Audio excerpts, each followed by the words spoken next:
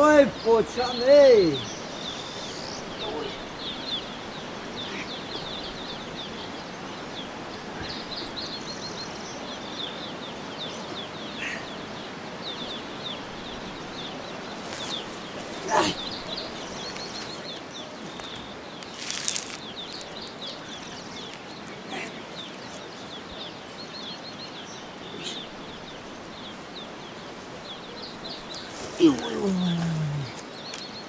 پوچکم ای وای وای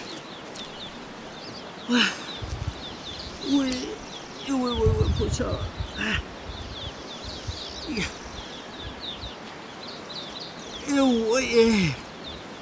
وای جان تو چی جانه بوله هم میوی یکم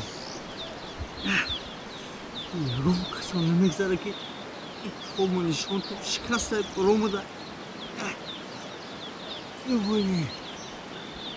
این راهی دراز آخر این راهی دراز آخر ندارد چی کنم خیال میکنی که هوا سلقیشی دیگه یکی گرم بدن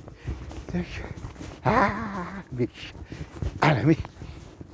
سازگی السلام علیکم امی جا سازگی خوشروی استراحت کرده است یا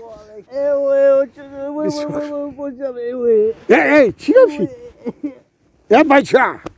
یا وید توی ساقی سلامتی؟ نه سلامت نیستم بابی جان چی گفشیده یا خی گفتم؟ وای غلطیدم بابی جان واه هولی پوچم شکسته برامده نمیدونم هولی همین تو غلطیدگی او بابی جان اگه دمی افتابی گجاده میشنم همیجا با من خیال کردم تو استراحت کرده زی نه بابی جان وای وای وای وای وای ای تو یعنی تربه غلطیدم ای طوری همین تروبه اوه نه تربه کجای پاچت در کنیسه همیجی شد وای نزد بابی جان نزد واه چی گپشیدگی هست ای بابی جان چی گپشیدگی هست بابی جان چیکار کنیم ای من میپرسی یکی چیکار کنی یگان چی بگو بابی جان یگان یاردم که میبندی یگان چی میگی یگان چی بگم یگان چی بگو من پاچم چیکار کنم من چی خیلی خونه میرم یعنی که تو نمیخوای که دیگه در آینده پات درد کنه نه آخی بابی جان کی میخواه نمیخوای که دیگه ای جای بلندی بغلطی نه نمیخوای درست من یک گپ میگم تو ده حاجی به بابی جان میگی میگم یک گپ بابی جان حاجی به که ما فراموش خاطرم تو چیزی میگی من برای پاچم مینویسم میکنم ولی با تو گفتگی مرا مینویسی آخی بابی جان ایادو میرویا تو گپی مرا مینوشتی پاچم در گازم بابی جان مالی بنویس بیا